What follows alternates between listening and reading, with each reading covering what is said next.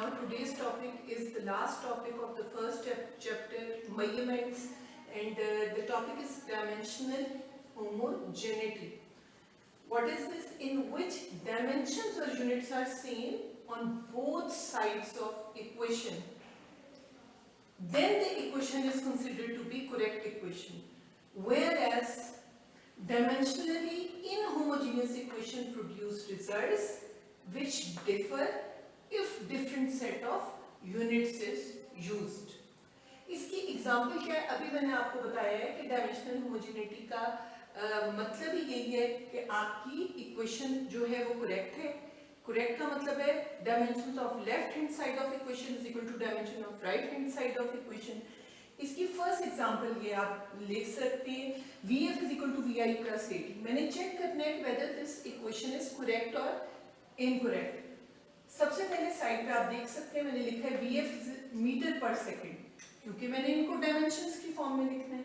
Vi is again metre per second, acceleration A is metre per second square. हमेशा आप ना side पे ये लिख लिया करें. जो भी आपकी जो यूज हो रहा है उसको इस फॉर्म में यानी बेस यूनिट्स की फॉर्म में लिखो, फिर आपके लिए आसान हो जाएगा. ये मीटर है तो ऑब्वियसली L, इसकी डायमेंशन सेकंड की T. So this will be L over T is equal to Vi की जगह भी L over T plus acceleration की वैल्यू पुट की L over T square into T. अब सिंपली इस साइड को सॉल्व कर लेते हैं. Now this is left hand side, this is right hand side.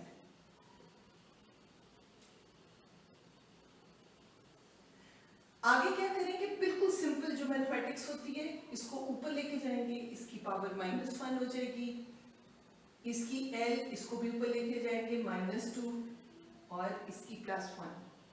Again you know that when the bases are same, powers are added. इसको हमने इस तरह सॉल्व किया, ये आ गया हमारे पास. ऑब्वियसली आगे तो ये तो सिंपल एडिशन है. Answer is 2 into L T -1. Now the question is this equation is dimensionally correct? Yes, it is, because this is a constant. इससे नहीं फर्क पड़ता. लेफ्ट हैंड साइड पे भी यही है और राइट हैंड साइड के ऊपर भी यही है. सेकंड एग्जांपल को देखते हैं. एग्जांपल 2, आपके पास S is equal to VIT plus half AT square. बिल्कुल वैसे ही करना है आपने. VI की वैल्यू आपको पता है मीटर पर सेकंड, T की T second, A metre per second square T square. आपने इसकी वैल्यूज को सब्स्टिट्यूट कर दिया, इसको सॉल्व किया. इसमें एक स्टेप इसलिए किए क्योंकि जब आप इसमें ऑब्वियसली फिर गलती का इम्कान रहता ही नहीं है कि जब पावर्स सेम है, जब बेसिस सेम है, पावर आपने ऐड कर दी है, इसको सॉल्व किया. और अब आप देख सकते हैं कि ये मैंने क्या लिखा है, ये भी आप सबको पता है, बेसिक है बिल्कुल, कि जब पावर 0 हो तो वो इक्वल टू 1 होता है. T की पावर 0 होगी तो ये 1 हो गया. इस जगह पे L आ गया प्लस हाफ L, इसका एलसीएम लिया सिंपल मैथ्स की 3/2 L. Again this is a constant, तो मैं कह सकती हूँ this is your right hand side and this is your left hand side. Left hand side is equal to right hand side, so this equation is again dimensionally correct equation. Now this is your fourth example. ये सारी आपकी equations of motion की example ली है. आपने इसको भी इसी तरह सॉल्व किया तो ये ऑब्वियसली ये डिवाइड हो जाएगा, 0 के इक्वल आपका आ रहा है. तो again this equation is also dimensionally correct. ये कुछ जो बहुत ज़्यादा हमारे पेपर्स में आता है, वो आपके पास जब एनर्जी, काइनेटिक एनर्जी के बारे में आपसे अगर पूछा गया है, अब इसके आपको पूछा है कि whether it is dimensionally correct और इनकरेक्ट. काइनेटिक एनर्जी का तो मुझे नहीं पता, मुझे इसका तो डायमेंशंस पता चल जाएंगे. मैथ्स के ऑब्वियसली क्या होगा, m होगा इसकी डायमेंशन, v की L square divided by T square. ये इसके लिए आ जाएगा.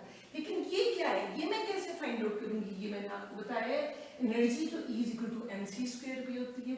मैंने इससे फाइंड आउट की, मैथ्स की जगह m, c स्क्वायर की जगह ऑब्वियसली मेरे पास आ जाएगा जो आपका v आता है वो लिख के पावर 2 कर दी. तो ये हमारे पास m L square T to the power -2. Now this is your equation number 1. Half mv square, इसको सॉल्व करो. This is your equation number 2. आप देख सकते हैं इसमें सब्स्टिट्यूट कर दें. इक्वेशन 1 ये जो किसकी वैल्यू है e की जगह पे सब्स्टिट्यूट कर दें. ये जो सेकंड है ये आप इस जगह पे सब्स्टिट्यूट कर दें.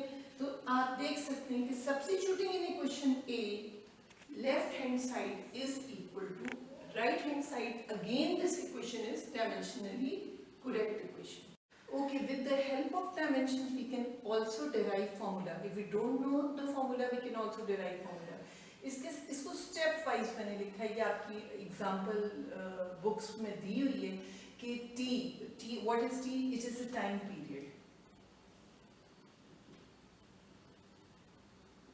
ये किस पे डिपेंड कर रही है? टाइम पीरियड आपको पता है, जैसे सिंपल पेंडुलम का आपका एक्सपेरिमेंट है. Okay, with the help of dimension we can also derive the formula.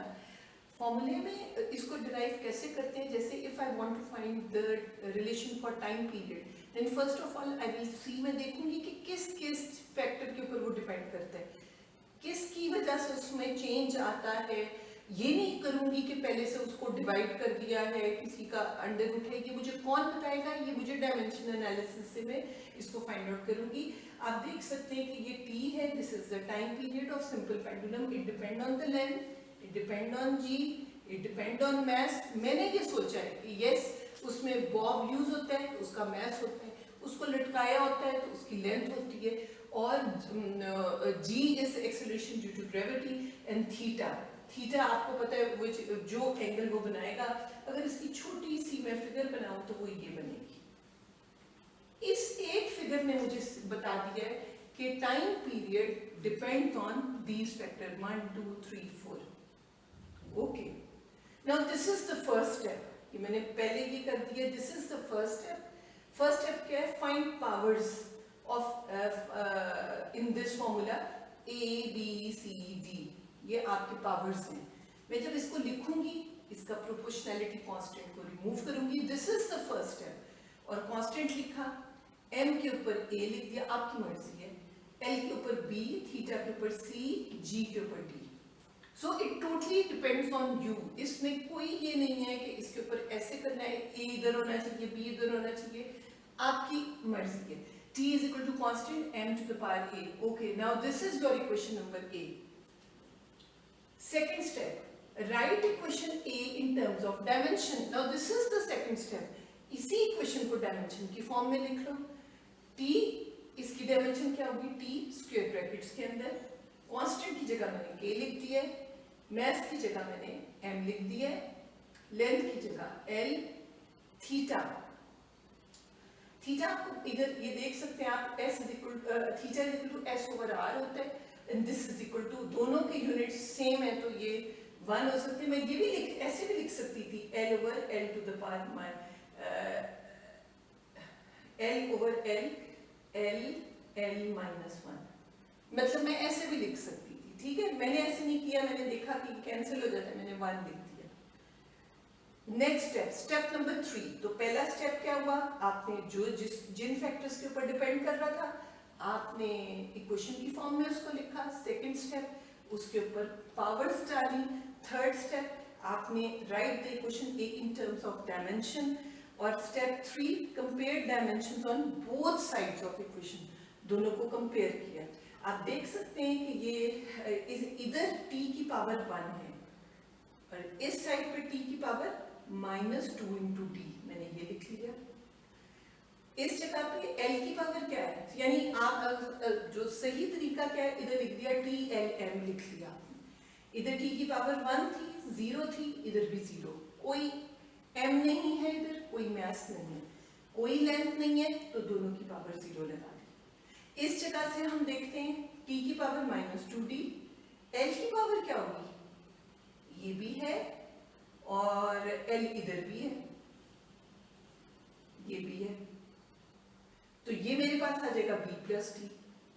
m की पावर क्या होगी? इस जगह पे आप देख सकते हैं a. Right. Step number 4, equating powers on both sides. आपने जो पावर्स थी उनको, जैसे ये -2d इज इक्वल टू 1 आ गया, तो d किसके इक्वल हो जाएगा? -1/2. और इस सेकंड इक्वेशन अगर मैं देखूं तो 0 is equal to B plus D is equal to 0, b is equal to minus D, thus b is equal to plus 1/2। तो दो वैल्यूज हमारे पास आ गई हैं, d की वैल्यू आ गई -1/2, b की आ गई है +1/2 और a की वैल्यू मेरे पास क्या आएगी 0। Okay, substitute in equation a, मैंने इस इक्वेशन में सब्स्टिट्यूट किया है, कौन सी, इस इक्वेशन में पावर्स को सब्स्टिट्यूट कर दिया, तो मेरे पास आ गया k, m की जगह मैंने obviously m to the power 0 1 लिख दिया, l 1/2 और इसके g की -1/2। तो ये थोड़ा वैसे तो ये आप लोगों को इससे मेरा ख्याल है क्लियर हो गया होगा। ये दिस इज पहले ये वाला स्टेप है, उसके बाद ये वाला स्टेप है। 1/2 इसके ऊपर भी अंडर रूट आ गया, g -1/2 है तो इसके ऊपर ये चला गया, तो t is equal to k under root l over t। Okay, now we know that time period does not depend on mass m, and this formula shows that time period is independent of mass. It depends on length, it depends on the value of g.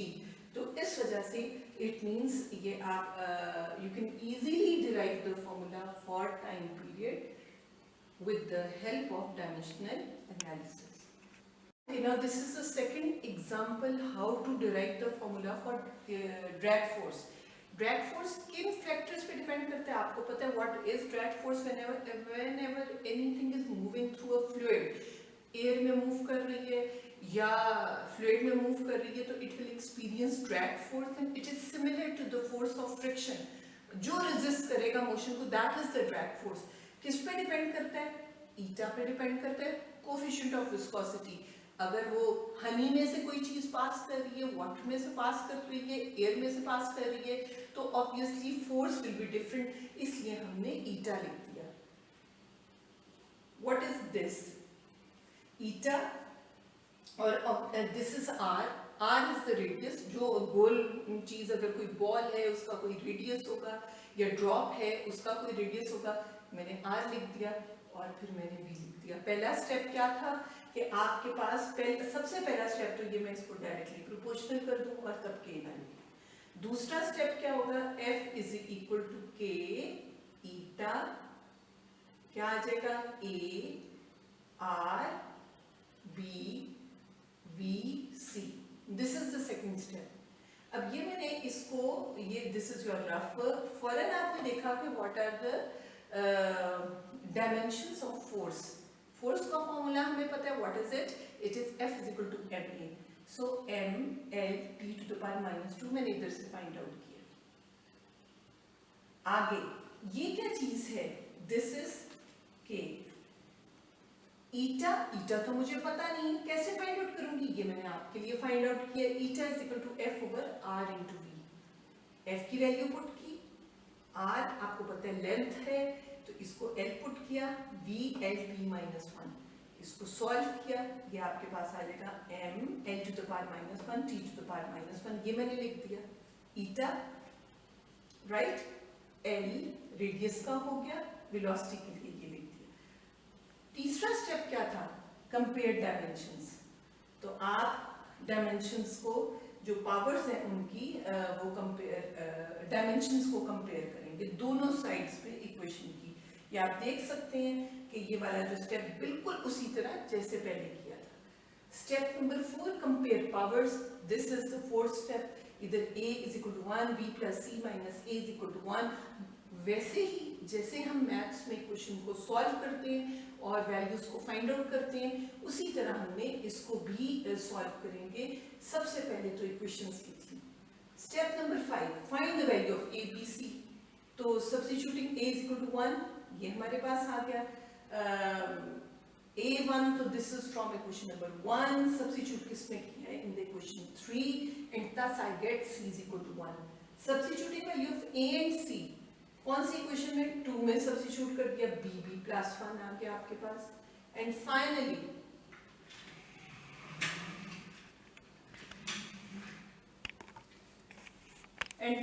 you can see that substituting powers in equation A, जो आपकी this is your equation ए, मैंने इसमें substitute की, this is the correct formula for drag force. Thank you.